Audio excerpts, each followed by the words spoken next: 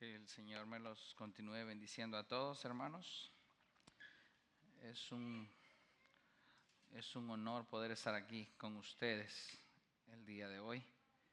El domingo pasado estuvo nuestro hermano Jorge predicando aquí y pudimos descansar un poco, hermanos, del aniversario, ya que estuvimos bastante ocupados. Y eso no significa que ahora ya no estamos ocupados, siempre estamos ocupados, hermanos, pero un poquito menos ocupados. Y le doy gracias al Señor que pues Dios siempre pone personas para poder bendecir este ministerio y poder traer palabra de Dios, que es el alimento espiritual de la iglesia. Me regocijo grandemente poder ver aquí a nuestro hermano, se me va el nombre, nuestro hermano que nos acompañó el día viernes en la enseñanza, Pascual, sí. Estaba hablando estos días con él en el taller y pues ha sido gran bendición poder platicar con él, y lo tuvimos el día viernes con nosotros y hoy lo tenemos nuevamente aquí, hermanos. Qué bendición poder ver personas que tienen hambre de la palabra de Dios. Y yo me gozo, hermano, porque ese es lo que se requiere. Un hombre que esté deseoso de exponer la palabra de Dios y un pueblo hambriento de recibir la palabra de Dios. Esos son los dos componentes que necesitamos. Un pueblo hambriento y un hombre deseoso de exponer y dar el alimento espiritual. Amén. Una madre en cierta ocasión iba al culto de oración que solía hacerse cada semana en su iglesia. Ese día decidió llevar a uno de sus hijos para el servicio de oración. Aquel niño, un poco enojado, le dijo: mamá, yo no quiero ir a ese culto de oración porque me aburro y me da sueño, no quiero ir.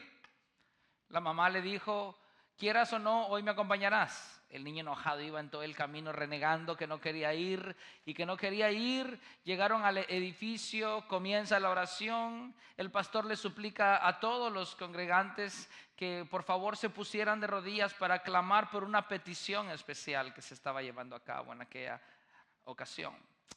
Aquel niño dijo: yo no me arrodillaré porque no me gusta orar y porque no quería venir.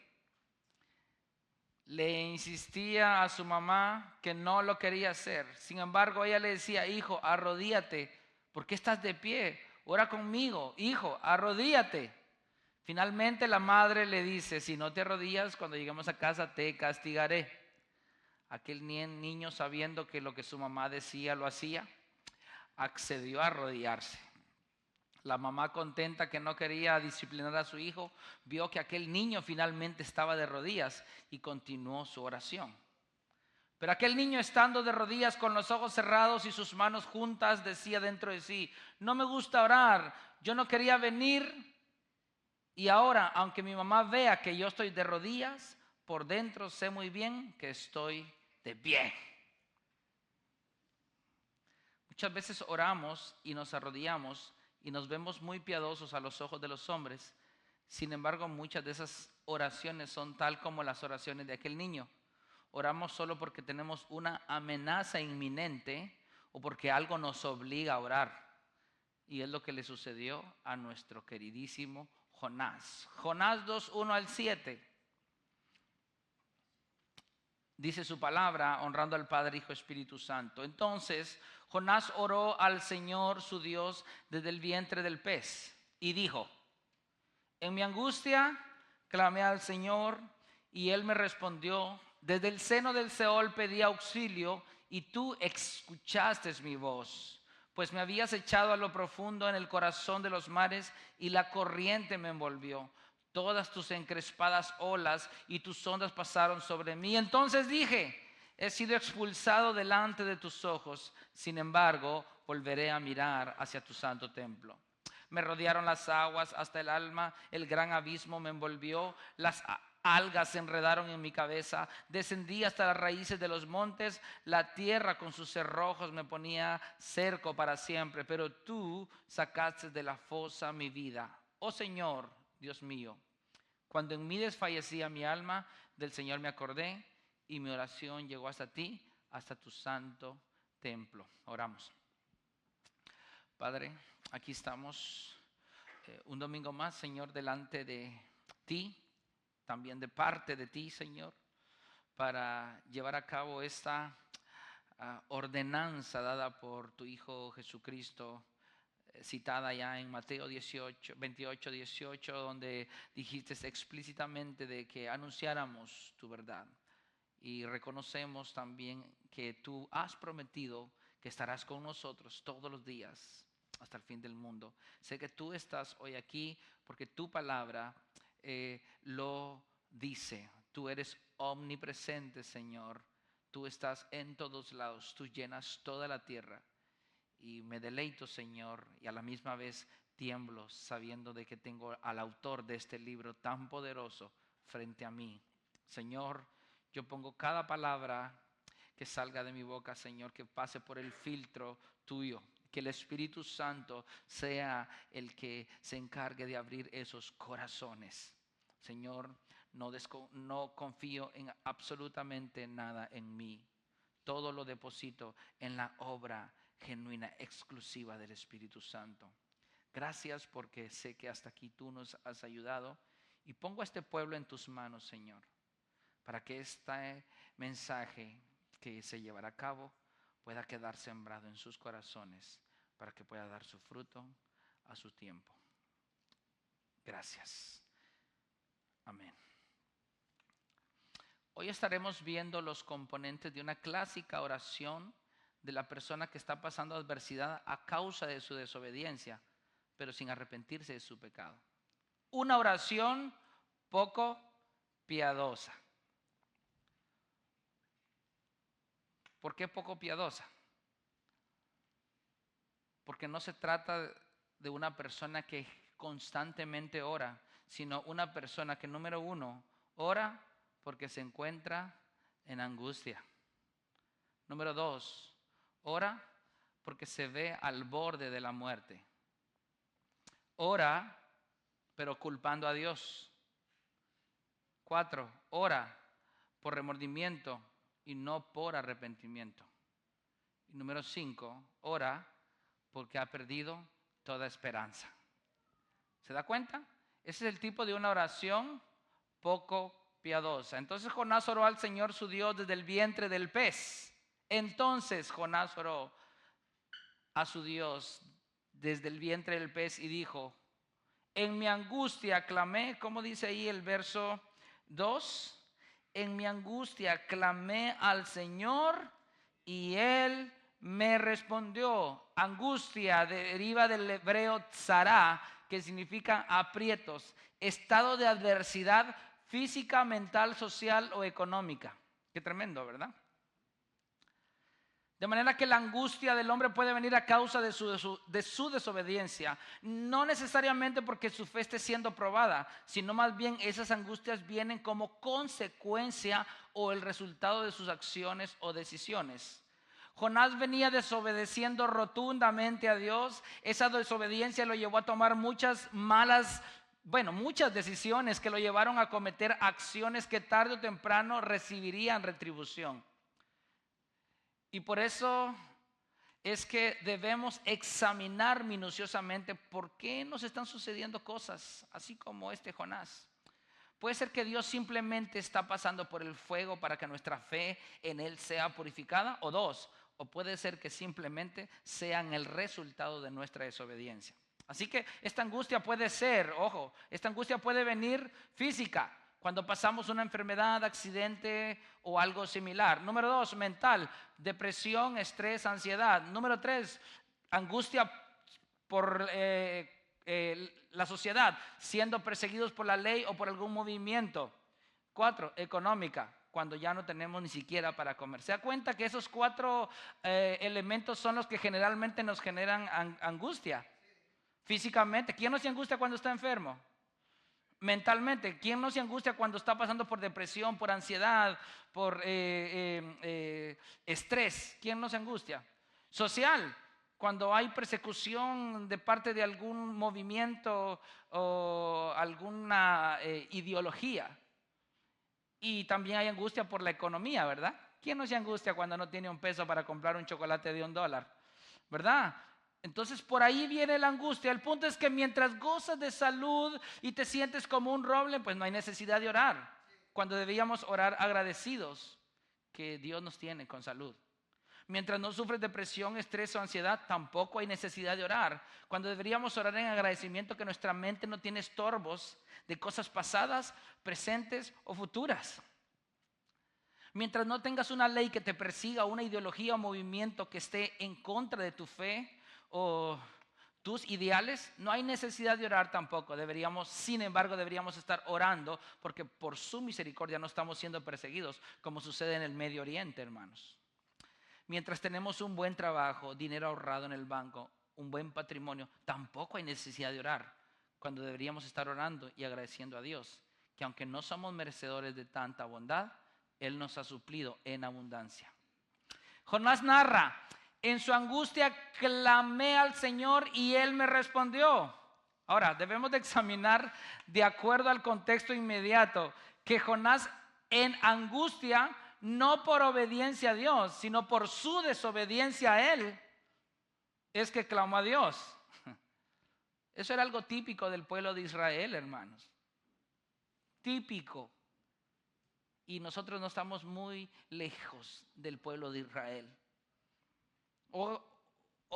Escuche la oración de Nehemías cuando clamó a Dios a causa de la desobediencia de Israel y lo que le sucedía por su desobediencia. Nehemías 9, 26 al 29 dice: pero fueron desobedientes y se rebelaron contra ti. Echaron tu ley ¿a dónde? O sea, escuchan la verdad de Dios a través de un mensaje y lo que hacen es, sí lo dijo, pero como dicen en el buen chapín, ¿verdad? Me echo aceite y... bueno, eso es lo mismo de echar la ley de Dios a tus espaldas. Estás escuchando el sermón que te dice no debes de hacer eso, y al tú hacerlo echaron su ley a sus espaldas. Ok, mataron a tus profetas que los amonestaban. Sí, ahora gracias a Dios no estamos en esa época, ¿verdad? Ya estuviera muerto quizás yo saber por cuántos, hermano. Pero la Biblia dice que el que se enoje con su hermano ya ha cometido homicidio. Así que todo aquel que esté enojado conmigo porque yo predico del pecado, usted ya me mató en su corazón. ¿Se da cuenta? Así que mataron a tus profetas que los amonestaban para que se volvieran a ti y cometieron grandes blasfemias. Entonces, mire la consecuencia de eso: los entregaste en manos de sus enemigos que los oprimieron. Pero en el tiempo de su angustia, miren, en la opresión hubo angustia, ¿verdad? Entonces, ¿qué hicieron ellos? Clamaron a ti y tú escuchaste desde el cielo. Y conforme a tu gran compasión le diste libertadores que los libraron de mano de sus opresores. Pero cuando tenían, ¿qué? ¿Otra vez? Volvían a ser como el perro cuando regresa a su vómito, ¿verdad? Les está yendo mal con el esposo, con los hijos, en el trabajo. Y ahí está oración tras oración, oración tras oración. Dios tiene misericordia y se compadece. Entonces dejamos de orar, dejamos de buscar, dejamos de congregarnos. ¿Pero por qué somos así? Pero cuando tenían descanso volvían a hacer lo malo delante de ti. Por tanto tú los abandonabas nuevamente en manos de sus enemigos para que los dominaran. Y luego, ¿qué dice? Cuando clamaban de nuevo a ti, tú oías desde el cielo y muchas veces los rescataste conforme a tu compasión. Los amonestaste para que volvieran a tu ley, pero ellos obraron con soberbia y no escucharon tus mandamientos, sino que pecaron contra tus ordenanzas, las cuales, si el hombre las cumple, por ellas vivirá. Dieron la espalda en rebeldía, fueron tercos y no escucharon. ¿Se da cuenta? Está Dios dando el mandato y echamos las leyes de Dios a nuestras espaldas. Ahora, pero dice Jonás, me surgen dudas porque Jonás dice, en mi angustia clamé al Señor y Él me respondió. Pero debemos de recordar que Jonás estaba angustiado no porque estaba obedeciéndole a Dios ni porque estaba predicando su mensaje. Él estaba angustiado a causa de su desobediencia. Pero claramente dice aquí, y Él me respondió. ¿Por qué responde Dios al hipócrita? ¿Por qué le responde Dios? El contexto de Nehemías nos da la respuesta. Nehemías 9:30 al 31. Sin embargo, tú fuiste paciente con ellos, porque Dios es paciente. Por eso te responde. Y los amonestaste con tu espíritu por medio de tus profetas, pero no prestaron oídos. Entonces entregaste en mano de los pueblos de estas tierras, pero en tu gran compasión, mire, porque es compasivo, por eso te responde. No los exterminaste ni los abandonaste, porque tú eres un Dios clemente y compasivo. Por su paciencia, por su compasión y por su clemencia. Por eso Él te responde. No porque realmente Él haya escuchado tu voz y wow, Dios escuchó mi clamor. No.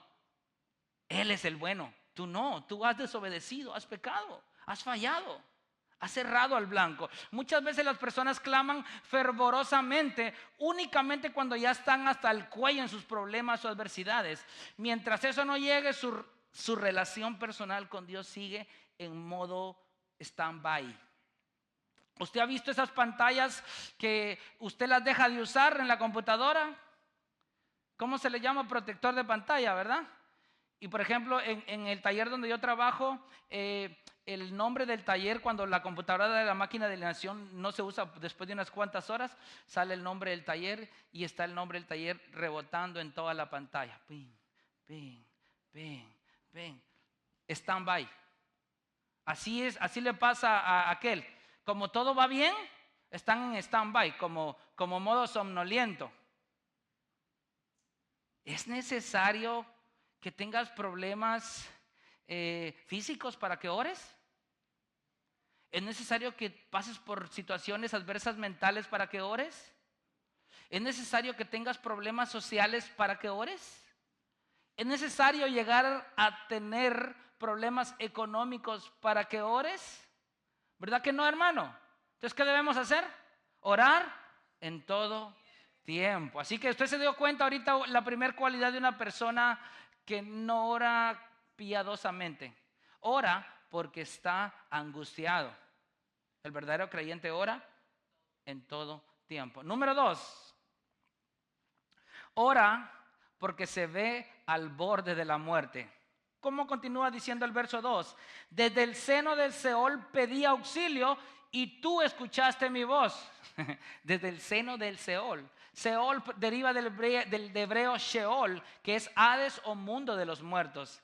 En el libro de los Salmos se encuentra un paralelismo para que podamos entender que cuando se refería a Seol estaba refiriéndose realmente al borde de la muerte. Salmo 18:5 con Salmo 116:3. Miren lo que dice Salmo 18:5.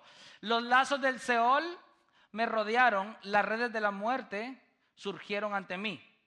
¿Se dieron cuenta? Los lazos del ¿qué? Del Seol y las redes de la muerte. Ahora Salmo 116:3. ¿Los lazos de qué?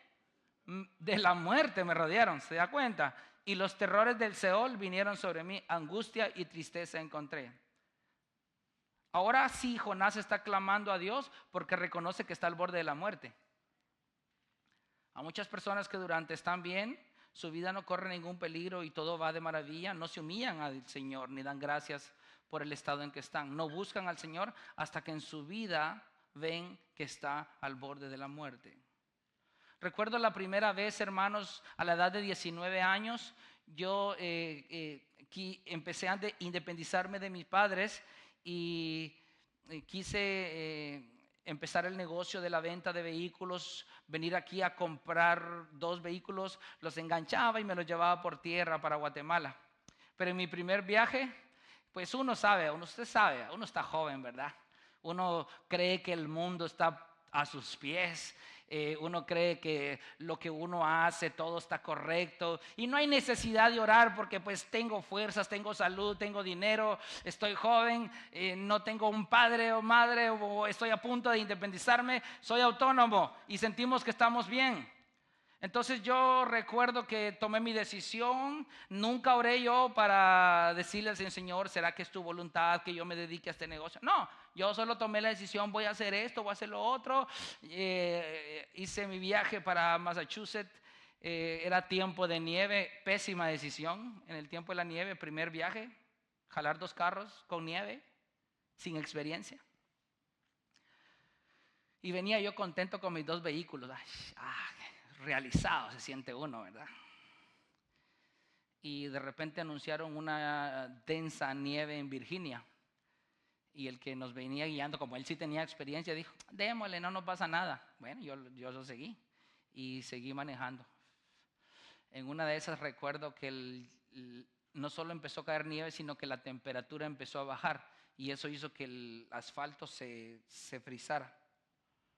Entonces recuerdo perfectamente bien que yo iba manejando tranquilo. De repente el carro empezó a irse a la izquierda. Hice el timón para la derecha, pero el carro seguía yéndose para la izquierda, como patineta, hermano. Cuando yo vi que mi carro no me respondía, le di todo el giro así y el carro seguía como que si nada, como que si alguien lo venía jalando así. ¿Y qué creen, hermanos, que hice cuando vi que eran las 4 de la mañana, estaba nevando, estaba oscuro, había frío, no habían carros y solo vi que me iba a ir a una fosa, que no sabía dónde iba a caer? ¿Y qué creen que hice en ese momento? Ay, qué bueno, hermanos. ¿Verdad que predecibles, verdad que somos predecibles? Cuando nos vemos al borde de la muerte, hermanos, yo creí, Señor Santo, mi Dios, mi guía. Yo no me acuerdo todo lo que dije, pero hice una oración instantánea en ese momento. ¿Por qué? Porque me vi al borde de la muerte. Recuerdo perfectamente bien que cuando, porque yo solo me acuerdo que parecía como pelota de ping pong, ping pong, ping pong, ping pong. Y quedo así. Y yo con los ojos cerrados, con las manos en el timón. Y abro los ojos y me empiezo a tocar mis manos. Siento mis manos, no tengo sangre. Quiero ver si siento mis piernas, sentía todo. Y lo que hice fue, gracias Dios, porque no importa si perdí todo, pero estoy con vida. Pero el punto es que oramos hasta ese momento. Y yo nunca oré. Nunca oré ni cuando iba a tomar el avión. Nunca oré para ver si era voluntad de Dios que comprara esos vehículos. No oré ni siquiera cuando salí de Boston para Guatemala. Nunca oré. Pero en ese momento sí oré. ¿Se da cuenta? El momento previo a la muerte de un ser humano es donde el ego, el orgullo, la altivez, la soberbia, el falso descanso en la riqueza, las fuerzas, la juventud, los diplomas obtenidos aquí en la tierra comienzan a perder sentido y valor. Es el momento más vulnerable del ser humano. Es ahí donde toda esperanza ha acabado. ¿Cuántos conocen a Steve Jobs? ¿Ustedes saben quién es Steve Jobs? Si usted nació en el año 2010 en adelante, tal vez no tiene idea. Pero Steve Jobs, ¿cuántos tienen un celular Apple? Un iPhone, pues. Ahí sí, bueno. Steve Jobs es el creador de Apple. Y él hizo una última aplicación. ¿Cuántos saben que los celulares tienen aplicaciones? Para cambiarte la voz, filtros de fotografías y tantas cosas, GPS. Ok, Steve Jobs, antes de su muerte, escribió la última aplicación. Y se los leo. Él murió de cáncer. Una persona que fue mundialmente conocida. Y hasta la fecha usted está pues disfrutando de esa tecnología que él dejó aquí, ese legado. Pero esto escribió antes de morir.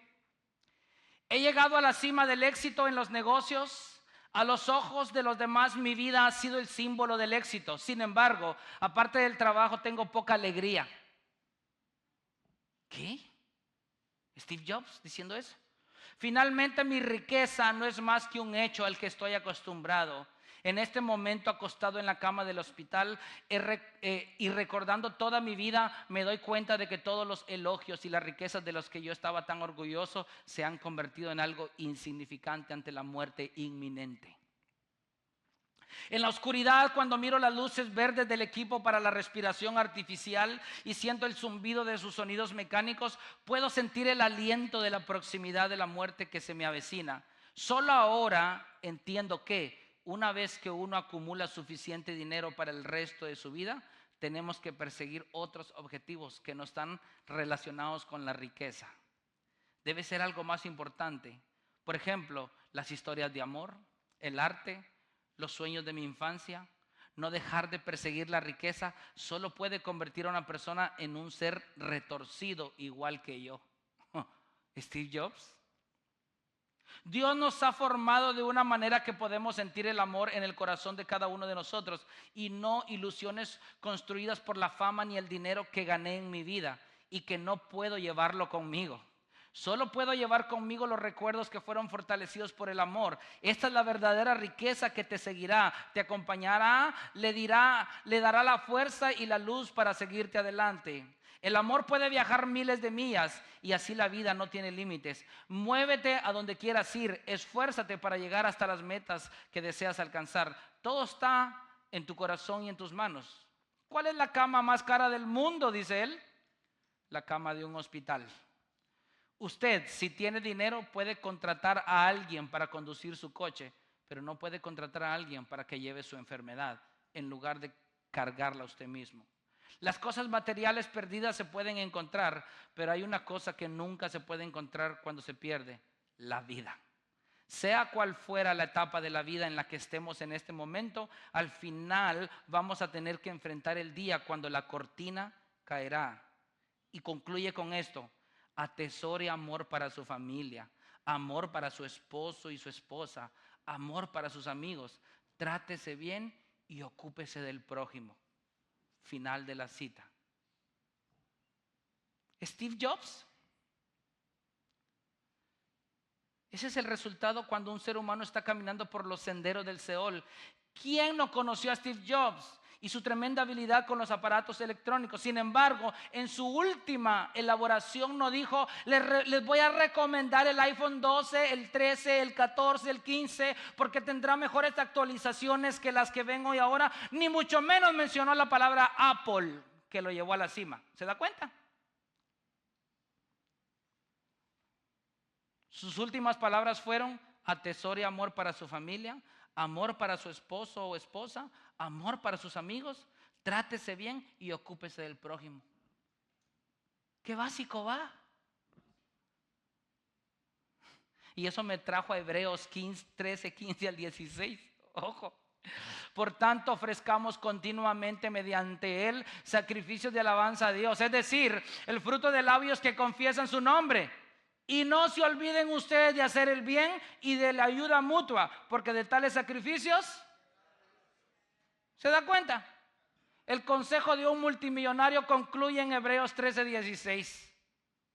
Un hombre que lo logró todo aquí en la vida, lo que deseó. Él podía ver un automóvil de 2.5 millones de dólares y lo compraba como comprarse un dulce de $1, así.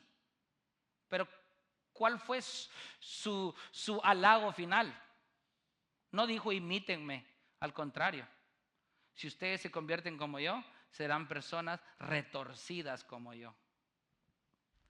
Qué ironía, un hombre creador de tanta tecnología en sus últimos días de vida en esta tierra aconseja al mundo entero lo que la Biblia recalca constantemente: hacer el bien y la ayuda mutua.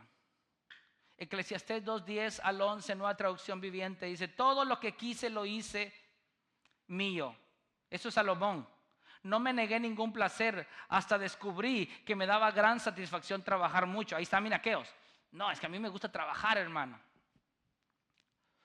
La recompensa de toda mi labor. Pero al observar todo lo que había logrado con tanto esfuerzo, ¿qué dice Salomón?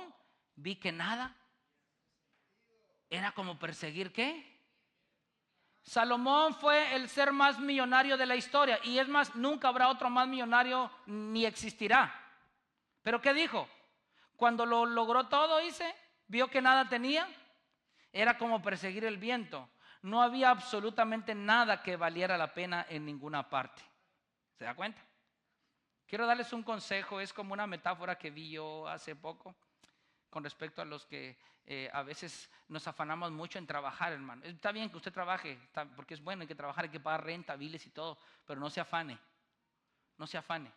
Tal vez usted ya está viviendo lo que anda buscando y no se ha dado cuenta.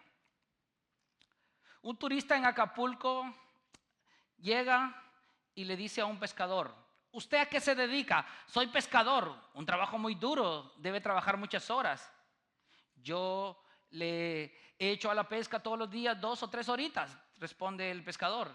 ¿Y qué hace usted con el resto de su tiempo? Dice: número 1, me levanto tarde, un poco tarde. Número 2, pesco un par de horas. Número 3, juego con mis hijos. Número 4, duermo una siesta con mi esposa. Y número 5, al atardecer salgo a platicar con mis amigos y disfrutamos un tiempo de compañerismo. Usted está loco, le dijo el turista norteamericano. ¿Por qué no trabaja más? ¿Y para qué? Le dice el pescador. Porque si trabaja más, dispondrá de un barco más grande. ¿Y para qué? Le dice el pescador. Para que más adelante usted pueda abrir una factoría en este pueblo. ¿Y para qué? Le vuelve a decir el pescador. Con el paso de los años amontonaría una delegación en el Distrito Federal. ¿Y para qué? Le dice. Más adelante abriría oficinas en los Estados Unidos y Europa. ¿Y para qué? Le vuelve a decir el pescador. Para que las acciones de su empresa coticen en bolsa. ¿Y para qué? Le vuelve a decir el pescador. Usted sería inmensamente rico. ¿Y para qué? Le vuelve a decir el pescador.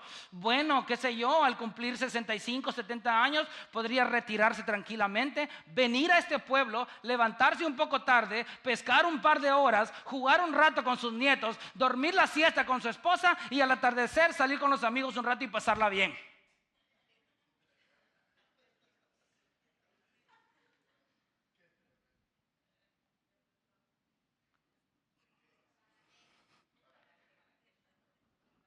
¿Para qué tanto? Logró todo para terminar como empezó, sin haber disfrutado a sus hijos, porque tuvo que haber sacrificado a sus hijos, sin haber disfrutado a su esposa, sin haber disfrutado a sus amigos. Difícilmente creo que va a tener amigos para disfrutar si se dedicó toda la vida a trabajar. Así que no oremos porque estemos al borde de la muerte, hermanos. Oremos porque cada día es una oportunidad en que tenemos el privilegio de orar al Señor con todas nuestras fuerzas y con todo el corazón. Número 3, ora pero culpando a Dios. ¿Usted ha escuchado ese tipo de oraciones? ¿Cómo sigue diciendo el verso 3? Pues me habías echado a lo profundo en el corazón de los mares y la corriente me envolvió. Todas tus encrespadas olas y tus ondas pasaron sobre mí. Entonces dije: he sido expulsado delante de tus ojos. Usted, usted escuchó lo que acabo de leer. Se lo voy a leer nuevamente. Se lo voy a leer. Pues me habías echado a lo profundo en el corazón de los mares y la corriente me envolvió. Todas tus encrespadas olas y tus ondas pasaron sobre mí. Entonces dije: he sido expulsado delante de tus ojos. ¿Usted puso atención a esa oración? Jonás es el que desobedeció. Jonás es el que se fue al lado opuesto donde se lo dijo que fuera. Jonás es el que subió al barco. Jonás es el que le dijo a los marineros: láncenme al mar y la tormenta se calmará. Y ahora resulta que Dios es el que lo ha echado a lo profundo del mar. Me habías echado a lo profundo del mar. ¿Qué? Tus encrespadas olas, todas tus ondas pasaron por mí y he sido expulsado delante de tus ojos. ¿Usted está poniendo atención a esa oración? Todo es culpa de Jonás, pero está culpando a Dios. Porque dice: me habías echado a lo profundo. ¿What? Todas tus encrespadas olas pasaron sobre mí. Todas tus ondas. He sido expulsado de delante de tus ojos. No, Jonás, no culpes a Dios. Tú simplemente eres el resultado de tus propias acciones. Se te dijo que fueras a Nínive y decidiste optar por ir ¿a dónde? A Tarsis. Se da cuenta que en lugar de decir: tú eres justo y lo que me está sucediendo es por causa de mi pecado, mi desobediencia, mi soberbia, mi orgullo. Pero no. Explica con lujo de detalle todo lo malo que le está pasando dentro del vientre de aquel gran pez.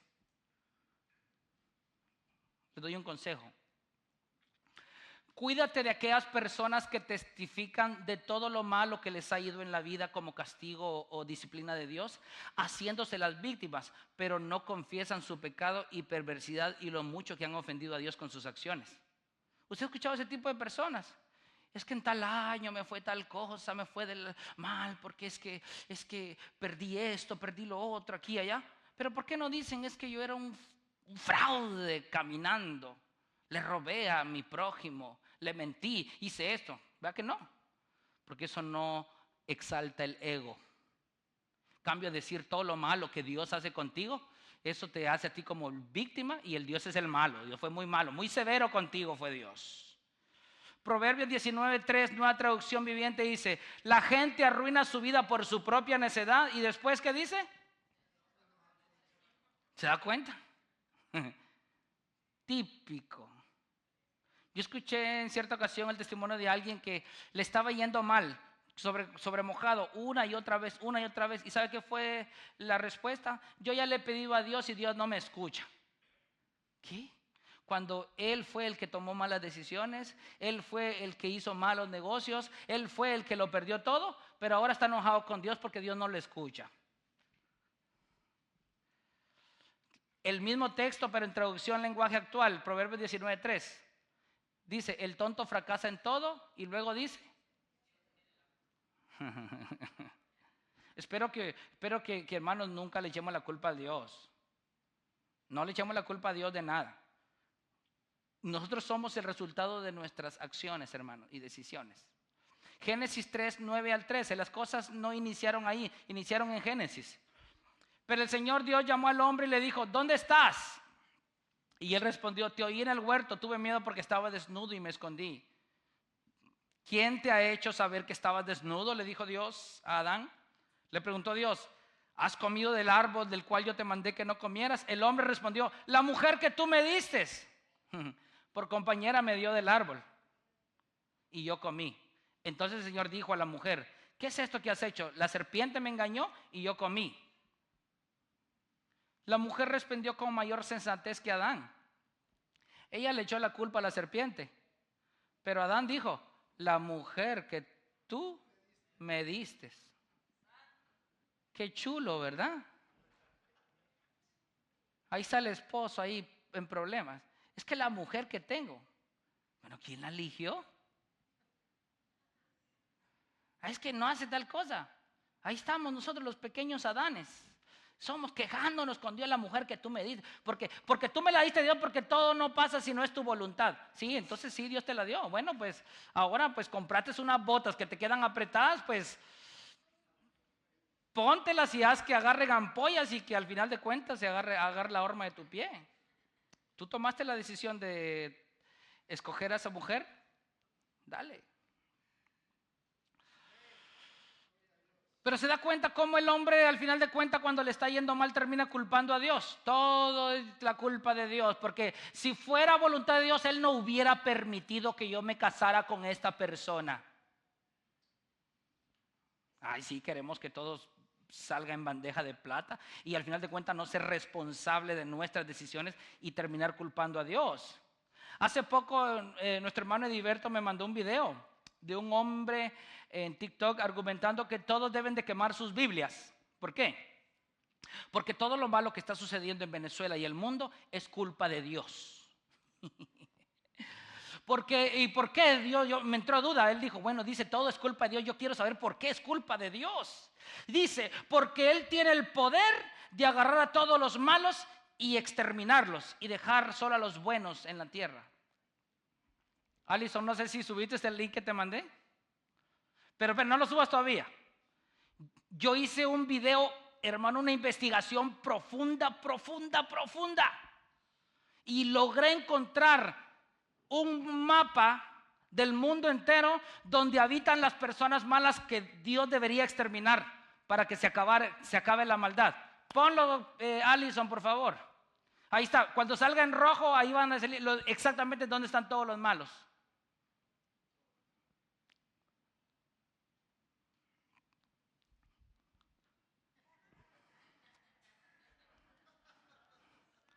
Gracias. ¿Usted sabe lo que pidió ese hombre? Que muriera él también y todos los que habitamos en el mundo entero. Así se acaba la maldad en la tierra. Que Dios nos destruya a todos. ¿O quién me levanta la mano para que me diga que es bueno y que sobrepase a Jesús? Porque a Jesús le dijeron maestro bueno y Jesús dijo, ¿por qué me llamas bueno? Porque bueno solo mi Padre que está en los cielos. ¿Quién levanta la mano y es bueno? Y lo pongo aquí a predicar porque entonces yo no soy digno de estarle predicando a un bueno yo. ¿Se da cuenta? El hombre comete pecado, le va mal y culpa a Dios. Qué locura más grande. Dice Jonás, he sido expulsado delante de tus ojos. Mire, pobrecito Jonás. Escuche esas personas que se quejan demasiado. Pobrecito, ay, he sido expulsado. Ya Dios ya no escucha mi oración. Ya Dios ya no me oye, ya no me pone atención lo que yo le pido. He sido expulsado delante de tus ojos. Jonás 1:1-3. Regresemos porque necesitamos bajar libros otra vez. La palabra del Señor vino a Jonás, hijo de Amitai: levántate, ve a Nínive, la gran ciudad, y proclama contra ella, porque su maldad ha subido hasta mí. Jonás se levantó, pero ¿lejos de qué? Pero no acaba de decir que ha sido expulsado de la presencia de sus ojos. Y descendió a Jope, encontró un barco que iba a Tarsis, pagó el pasaje y entró en él para ir con ellos a Tarsis. ¿Lejos de qué? Pero no era lo que Jonás deseaba, pues, estar lejos de la presencia de Dios. Entonces, ahora, ¿por qué se queja diciendo que ha sido expulsado delante de sus ojos? Eso era lo que quería Jonás. ¿Usted se da cuenta de eso? Jonás en su terquedad quería estar lejos de la presencia de Dios, y en efecto es el lugar donde terminó. Pero ya estando ahí menciona, he sido expulsado delante de tus ojos. Era su deseo estar lejos de la presencia de Dios. Era hora de disfrutar su deseo cumplido, ¿verdad? Ahí dentro de la ballena y hubiera disfrutado. Gracias Dios porque me cumpliste mi petición de estar lejos de tu presencia. Mucha gente dice, ¿por qué tanta iglesia? Si no fuera cristiano, todos los fines de semana me fuera al campo a jugar, iría al mall, me iría de compras, iría a pasear con mi familia, tendría más tiempo para descansar. ¿Cuántas cosas no haría si no tuviera que ir a la iglesia? Si quieres vivir una vida disoluta, hazlo. Dios te da permiso y su palabra lo aprueba. Hazlo. Eclesiastés 11:9. Alégrate, joven, en tu juventud, y tome placer tu corazón en los días de tu juventud. Sigue los impulsos de tu corazón y el gusto de tus ojos. Pero debes de saber esto, que por todas estas cosas Dios. Así que ahí está. No te quejes. Básicamente lo que están pidiendo esas personas a gritos es estar lejos de la presencia del Señor. Cuando una persona dice tanta iglesia, tanto aquí, tanto allá, hermano, a veces 1:30 nos reunimos aquí. Pero al trabajo tú vas 8 horas y no dices tanto trabajo. Al contrario, te ofrecen 4 horas extras de overtime y dices, ¿no habrán 6? Al trabajo no es mucho, ¿verdad? Y venir 1:30, 2 máximo a la iglesia es demasiado. Tanta iglesia. Hermano, de veras es que somos tan abusivos con Dios. El domingo dice, ay, ojalá que el pastor solo predique 45 minutos. Porque ya veo el steak que va caminando ahí, ya las tripas me retruenan. Aguántese un poquito, no pasa nada. Es más, le doy un consejo: antes de venir a la iglesia, cómase un banano y va a ver que ahí está la solución a sus problemas. Esas personas no quieren involucrarse en la iglesia, no quieren nada que ver con ella. Es una indirecta a Dios, que quieres estar lejos de su presencia. Y alguien podría decir, no necesito estar en la iglesia porque Cristo vive en mi corazón, ¿verdad? Ahí está esa premisa. No necesito porque ya Cristo mora en mi corazón y vive en mí. Yo te pregunto, ¿ese Cristo que vive en tu corazón te está alejando de la iglesia por la que Él murió? Qué extraño, Cristo vive en tu corazón porque el Cristo que la Biblia menciona promete venir a morar en cada uno de sus elegidos, lo guía a su palabra y lo hace que se someta su vida a su palabra. Y Hebreos 10:25 dice, no dejando de congregarse como algunos tienen por costumbre. Entonces, ¿cómo es que Cristo es el que habita en tu corazón? Una cosa te digo, el Cristo de la Biblia no es. Proverbios 18:1 dice, el que vive aislado, ¿qué dice? Busca su propio. Contra todo consejo. El resultado de Jonás estar dentro del gran pez era el deseo de su corazón. Y es que el problema es que muchas veces pensamos que alejarnos de la iglesia y disfrutar del mundo y creemos que eso es lo mejor que nos pudiera pasar. Pero cuando en realidad Dios dice, ok, te doy vía libre, mi hijo. Disfruta del mundo. Haz lo que te venga en gana, entonces va a comenzar la adversidad.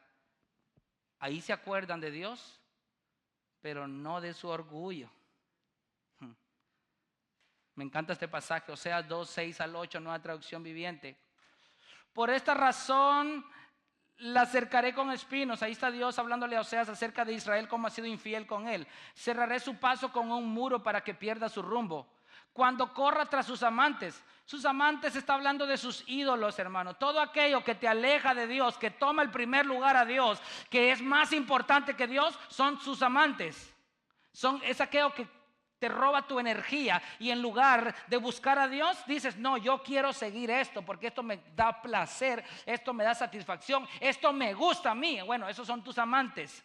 Dice, cuando corra tras sus amantes no podrá alcanzarlos, los buscará pero no los encontrará. Entonces pensará, ya que están con la soga hasta el cuello, ¿qué dice? Mejor me sería volver a mi esposo porque con él estaba mejor que ahora. Ella no se da cuenta de que fui yo quien le dio todo lo que tiene. Grano, vino nuevo, aceite de oliva, hasta le di plata y oro. Pero ella le ofreció todos mis regalos. ¿A quién? Todo lo que Dios te da a ti es para que lo uses para su gloria. ¿Y a quién se lo estás ofreciendo? A tu ídolo. A tu ídolo. Tu ídolo puede ser tu trabajo, tu descanso, tu entretenimiento, el deporte, la belleza, las redes sociales, todo aquello que obtiene tu economía y que la tiene atrapada, tu tiempo, tus deseos, ese es el ídolo. Y Dios te está dando todo y en lugar de usarlo como sacrificio agradable para Él, lo gastas en Baal. Todo lo que tu corazón te dicta. Haz esto, aquí tengo, pum. Haz lo otro, voy a usar mi salud para esto. ¿Y quién te da la salud a ti? ¿Quién te da la vista? Y lo usas para ver pornografía. ¿Quién te da los pies? Y la usas para ir a hacer el mal. ¿Quién te da tu dinero? Y lo usas para gastar en cosas que no es comida ni bebida, sino en puros placeres. ¿Te das cuenta cómo tú le ofreces sacrificios a Baal? Así ora aquel que constantemente está ahí quejándose con Dios y le echa la culpa al Señor después de que Él es el efecto de sus decisiones. 4, porque ya vi que se enojaron conmigo. Ora más por remordimiento que por arrepentimiento. Como dice aquí en el verso 4, sin embargo, volveré a mirar hacia tu santo templo. Sin embargo, volveré, o sea que volveré es sinónimo de que no he venido haciendo algo, pero lo voy a hacer, ¿verdad? A mirar hacia tu santo templo. Dice el verso 5 y 6, me encanta el verso 5 y 6, hermanos. Me rodearon las aguas hasta el alma, el gran abismo me envolvió, las algas se enredaron en mi cabeza, descendí hasta las raíces de los montes, la tierra con sus cerrojos me ponía cerco para siempre, pero tú sacaste de la fosa mi vida, oh Señor Dios mío. Esta es la típica oración de aquel que está siendo disciplinado y reconoce que le ha fallado a Dios en su petición, a su Dios, y en su petición hay un pequeño grano de fe. Volveré a mirar hacia tu santo templo. ¿Por qué hacia tu santo templo? ¿Por qué? ¿Por qué? Daniel 6:10. Cuando Daniel supo que había sido firmado el documento, entró a su casa y en su aposento superior tenía ventanas abiertas en dirección a Jerusalén, porque en Jerusalén estaba el templo. Y como solía hacerlo antes, continuó arrodillándose 3 veces al día, orando y dando gracias delante de su Dios. ¿Por qué en dirección a Jerusalén? Porque ahí estaba el templo, hermanos. Era costumbre de los israelitas poner su rostro en dirección a Jerusalén cuando oraban, porque sabían que ahí moraba la presencia de Dios. Y también era costumbre hacerlo 3 veces al día. Salmo 55, 16 al 17. En cuanto a mí, a Dios invocaré y el Señor me salvará. Tarde, mañana y mediodía. Me levantaré y gemiré y Él oirá mi voz. Sin embargo, en la narrativa de los pasajes previos al capítulo 2, no vemos a Jonás orar ni en dirección a Jerusalén, ni mucho menos 3 veces al día. Simplemente él no oraba. No obstante, dentro del gran P reconoce que no lo ha hecho, pero que lo volverá a hacer, porque dice, volveré a mirar a tu santo templo. Típico de aquellos que finalmente reconocen que lo que les está pasando es causa de su desobediencia y comienzan a testificar todo lo que ellos antes eran. Los hermanos Abba, yo oraba, yo ayunaba, yo evangelizaba, yo estudiaba la Biblia, yo predicaba, Abba. ¿Se da cuenta? En sus afanes y su corazón lo tenían puesto en una situación adversa. A pesar de eso no quieren arrepentirse, porque solo dan recuerdo de lo que ellos hacían antes.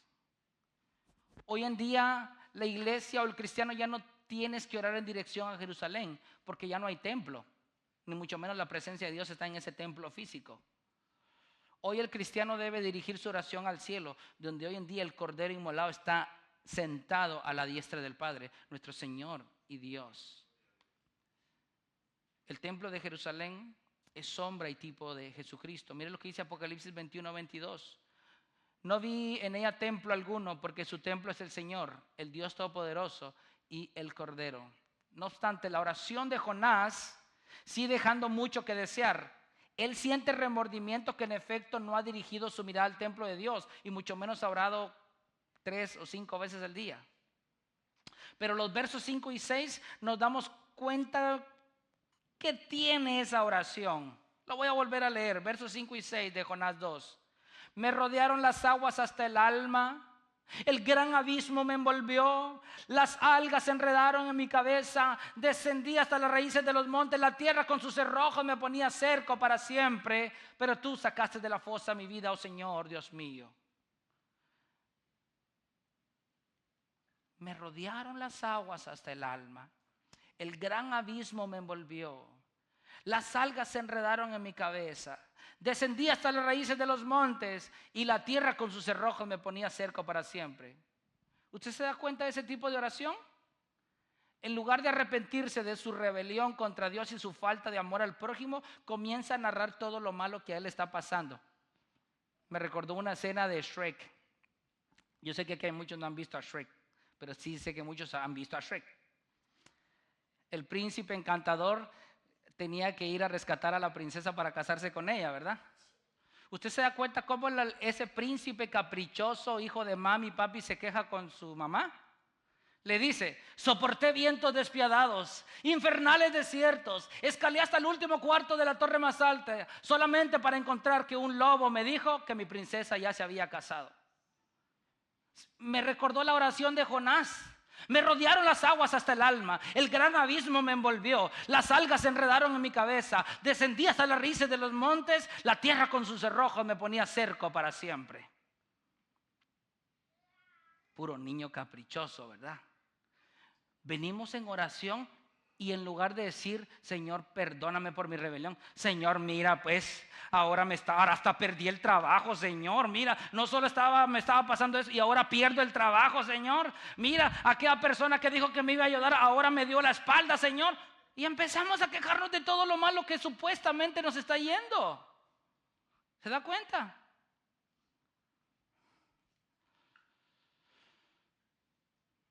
El hijo de esa hada madrina era un consentido, berrinchudo, hijo de mami. Así es la oración que hace Jonás, haciendo un gran berrinche y detallando cada escena que experimentó durante estuvo dentro de aquel gran pez. No le pasa. Ay, Dios fue muy severo. En lugar de agradecer que estaba con vida, recordando todo lo que le había pasado ahí. Eso es lo que se debe evitar. Muchos hoy en día suelen testificar de cómo Dios los ha disciplinado a causa de su pecado, que perdieron el trabajo, que los dejó su esposa, que se enfermaron, que nadie los contrata, que nadie los quiere, que todos lo ignoran, que no ha salido de un problema y otro y ya lo está esperando otro a la puerta. Puras quejas, difícilmente los escuchas decir, no me puedo arrepentir de mi pecado, hermano. No puedo dejar de mentir, no puedo dejar de robar. No puedo dejar de hacerle daño a mi prójimo. ¿Por qué no nos quejamos de esa manera? Solo de lo que supuestamente lo malo que nos está pasando. No he dejado el vicio del alcohol. He dejado de orar. Ya no estudio mi Biblia como antes. Es más, ya ni siquiera la hablo. No recuerdo la última vez que hablé con Jesús. Solo se quejan de lo malo que les está pasando o lo que les pasó, pero no reconocen todo lo malo que ellos le han hecho a Dios. Escuche Esdras, escucha Esdras. Esdras 9, 5 al 7. Pero a la hora de la ofrenda de la tarde me levanté de mi humillación con mi vestido y mi manto rasgados y caí de rodillas y extendí mis manos al Señor mi Dios. Y dije, Dios mío, estoy avergonzado y confuso para poder levantar mi rostro a ti, mi Dios. ¿Por qué? Porque nuestras iniquidades se han multiplicado por encima de nuestras cabezas y nuestra culpa ha crecido hasta los cielos. Desde los días de nuestros padres hasta el día de hoy hemos estado bajo gran culpa y a causa de nuestras iniquidades nosotros, nuestros reyes y nuestros sacerdotes hemos sido entregados en manos de los reyes de esas tierras, a la espada, al cautiverio, al saqueo, a la vergüenza pública, como en este día. ¿Se dio cuenta esa oración? Él está declarando todo lo adverso que le está pasando, pero también está declarando por qué pasó todo eso. No dijo, ay Señor, estamos pasando por cautiverio, la espada, el saqueo, la vergüenza pública. No, él primero dijo, nuestras iniquidades se han multiplicado y a causa de nuestras iniquidades ahora nos está pasando esto. Hay confesión de pecado y reconocimiento de la razón por la que se encuentran en esa situación. Quejarnos o hacernos las víctimas no nos ayuda en nada. Confesar nuestro pecado y reconocer que en efecto merecemos eso y más por nuestra desobediencia trae fruto apacible. Miren lo que dice Hebreos 12:11, me encanta ese verso. Al presente ninguna disciplina parece ser causa de gozo. ¿A quién le gusta ser disciplinado? A nadie, sino de tristeza. Sin embargo, a los que han sido ejercitados por medio de ella, después les da el fruto apacible de justicia. No se queje. Usted es el resultado de sus decisiones. No se queje. No le eche la culpa al pastor, que no me saludó, que no me tomó en cuenta, que me ignoró. Esas son puras niñadas, hermanos. Puras niñadas que a veces dan ganas de comprar baby diapers y ponérselos a ustedes. No, es que de veras que en lugar de decir, no, es que yo fui rebelde. Hermano, yo no le voy a echar la culpa al pastor o al líder de alabanza o al de los jóvenes, de las damas. Hermano Ricardo, yo quise irme al mundo, hermano. Yo quería probar, yo quería drogarme, yo quería probar qué se sentía. ¿Por qué le voy a echar la culpa a la esposa del pastor, al hermano Alex, al hermano X por allá? Seamos honestos, íntegros, hermanos, por lo menos una vez en la vida. Todo el tiempo queremos excusarnos que no lo hacemos y no vamos porque esto y lo otro. ¿Tú no pecas? ¿Tú no pecas? ¿Tú no traicionas? ¿Tú no mientes? Al presente ninguna disciplina parece ser causa de gozo, sino de tristeza. Sin embargo, a los que han sido ejercitados por medio de ella, después les da fruto apacible de justicia. Mejor dale gracias a Dios por lo que te está pasando. Di, Señor, no voy a ver a mi hermano ni a mi hermana. Ellos cada quien van a tener que dar cuenta un día contigo, Señor. Pero yo he hecho esto, y te he fallado en esto. Y justo es lo que me está pasando. Es más, merezco más todavía de lo que me está pasando. Aún estás actuando con misericordia, Señor, porque he sido yo el que te he fallado a ti. ¿O quién me levanta la mano que el hermano X le puso una pistola en su cabeza para que peque? O un cuchillo. en el corazón.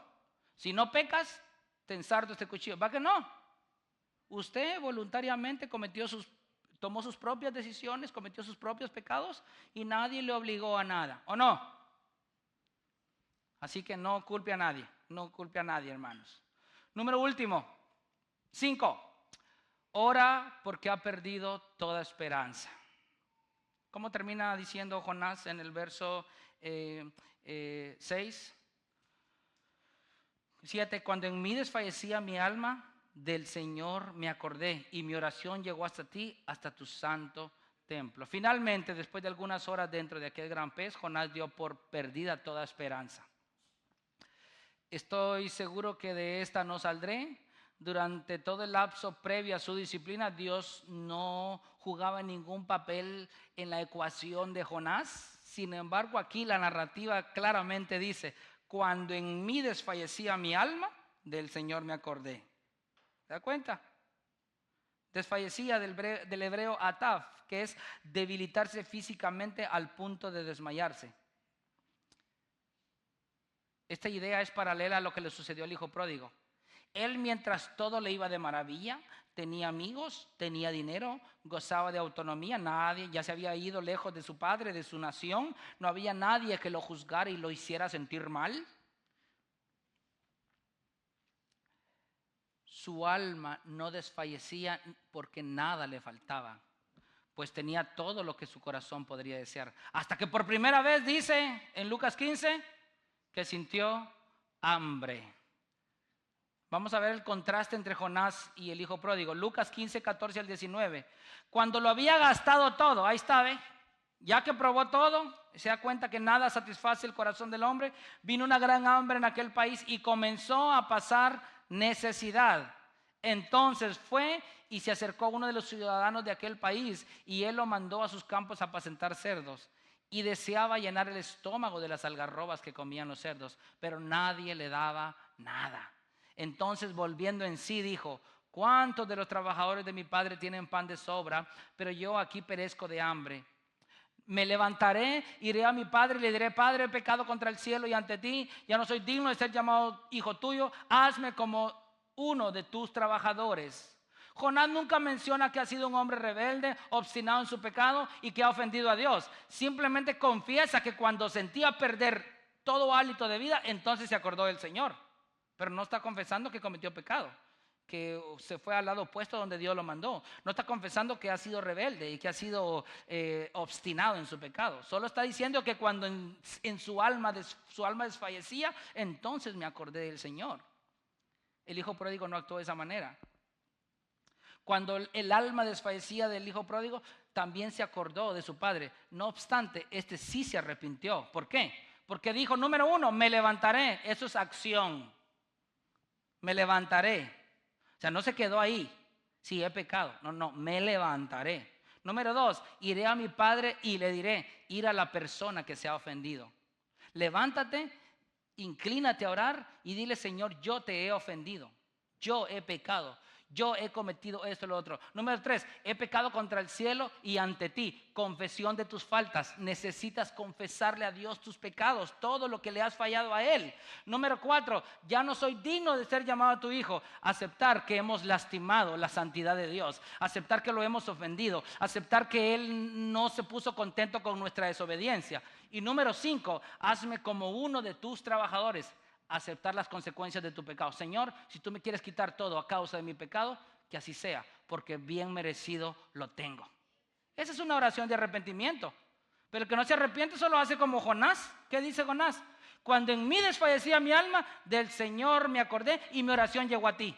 Qué fácil, ¿verdad? Todo esto no lo vimos en la oración de Jonás. Él ni confiesa su pecado ni asiente que ha ofendido a Dios de una manera exuberante. Tampoco acepta las consecuencias de su pecado, porque aún en su oración y bajo la reprensión de la adversidad, su orgullo lo sostenía. Hay personas que dicen: yo puedo estar caído, pero el orgullo me levanta. Pobre, porque los orgullosos son los primeros que les van a cortar la cabeza cuando venga el Señor. Salmo 62:8, confíen en Él en todo tiempo, oh pueblo derramen su corazón delante de Él. Dios es nuestro refugio. Efesios 6:18, con toda oración y súplica, oren en todo tiempo en el Espíritu, y así velen con toda perseverancia y súplica por todos los santos.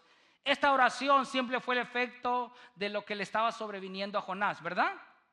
Lamentablemente su oración no fue una oración sincera, una oración poco piadosa, porque él oró porque se encontraba en angustia, oró porque se vio al borde de la muerte, oró pero sin reconocer su pecado, oró porque sintió remordimiento y oró porque había perdido toda esperanza.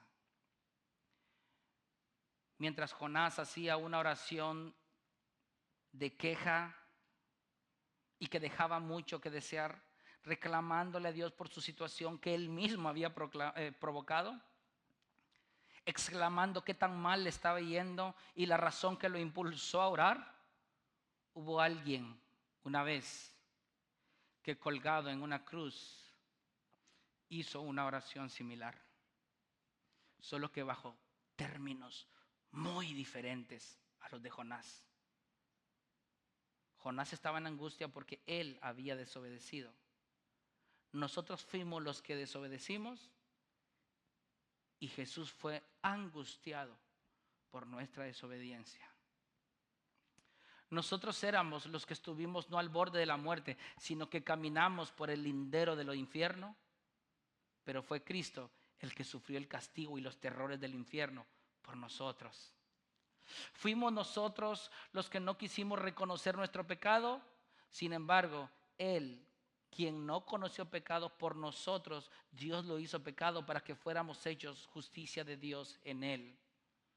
Fuimos nosotros, hemos sentido remordimiento por el pecado, mas no arrepentimiento. Sin embargo, Él ora al Padre para que nuestra fe no caiga.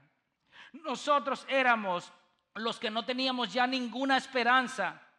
Y Él en esa cruz, cuando en su gran angustia clamó a gran voz diciendo: Dios mío, ¿por qué me has abandonado? Y expiró.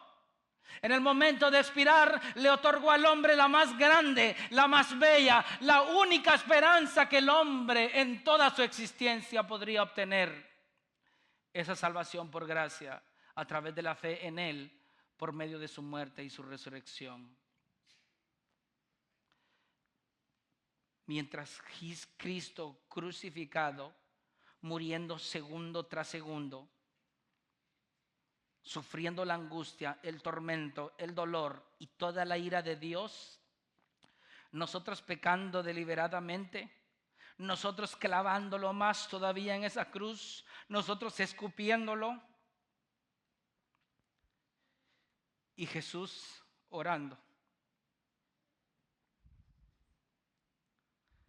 diciendo: Padre, perdónalos, porque no saben lo que hacen. Ese es el Cristo que predicamos. Ese es el Cristo que anunciamos. Que aunque le hemos fallado, lo hemos ofendido, hemos sido hipócritas, infieles, Él está ahí diciendo al Padre: perdónalos, porque no saben lo que hacen. Él nos ha otorgado salvación por gracia, a través de la fe, por medio de la muerte de su Hijo, Jesucristo, y su resurrección. Yo te insto que ya no hagas más oraciones poco piadosas. Haz oraciones piadosas, arrepintiéndote de tu pecado, reconociendo tu pecado, abandonando tu pecado, viviendo una vida acorde a la voluntad de Dios y no echándole la culpa a la gente por la situación actual en la que tú estás viviendo. Honra a Dios, obedece a Dios y Él promete recompensarte abundantemente. Primera de Pedro 1, 3 al 4. Bendito sea el Dios y Padre de nuestro Señor Jesucristo, quien según su gran misericordia nos ha hecho nacer de nuevo una esperanza viva mediante la resurrección de Jesucristo de entre los muertos. ¿Para qué? Para obtener una herencia incorruptible, inmaculada y que no se marchitará, reservada en los cielos para ustedes. Hay promesa de parte de Dios, pero debemos, hermanos, vivir vidas no poco piadosas, vidas piadosas. Honremos al Señor y que el Señor añada bendición a esta palabra. Padre,